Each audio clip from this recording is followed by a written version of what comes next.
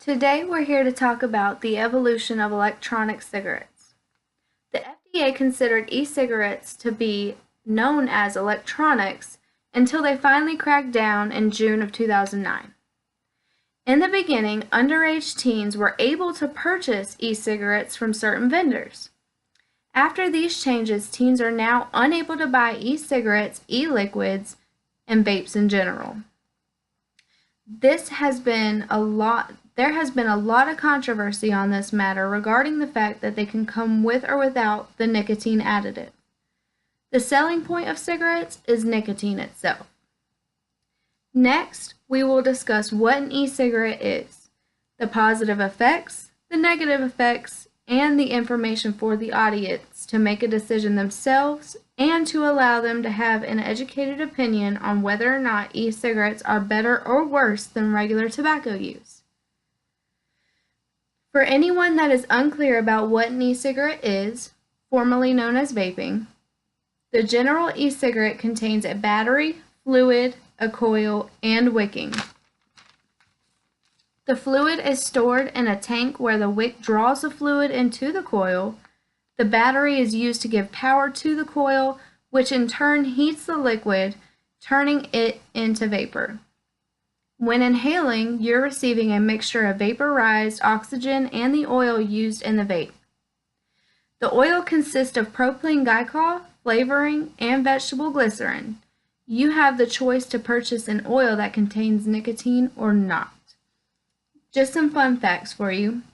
That nicotine is found in most plants and in mainly all of our vegetables. Not only that, but the ingredient in e-liquid are also in all of our food products. Now, we're going to talk about the benefits of vaping. E-cigarettes seem to bypass risks of cigarette smoke.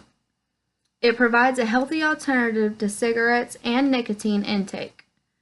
It can also help smokers quit, and I also know that from personal experience. The CDC says vaping can benefit adult smokers if they wean off nicotine completely.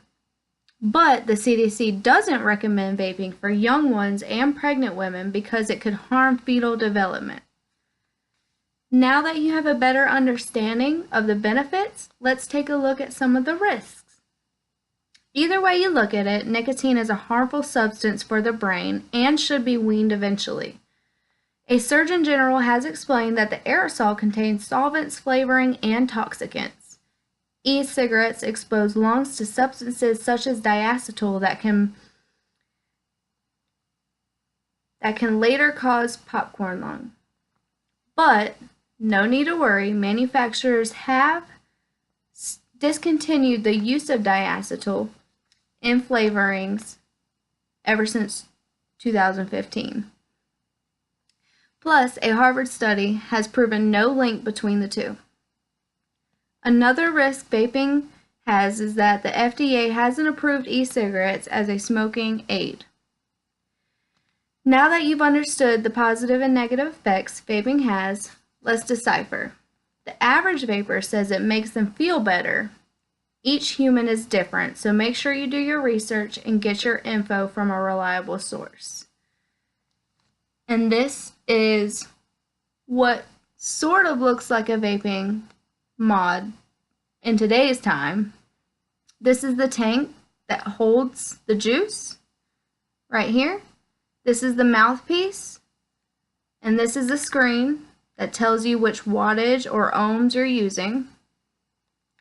This has a magnetic back that has two 18650 batteries that give the power to your coil to heat it up and hit it.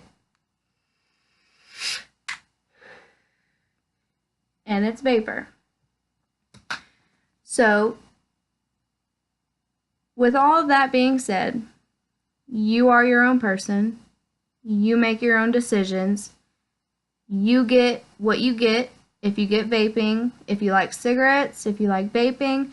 Vaping just gives you that choice on whether you get nicotine or not. It lets you wean off slowly if you really want to stop using tobacco altogether.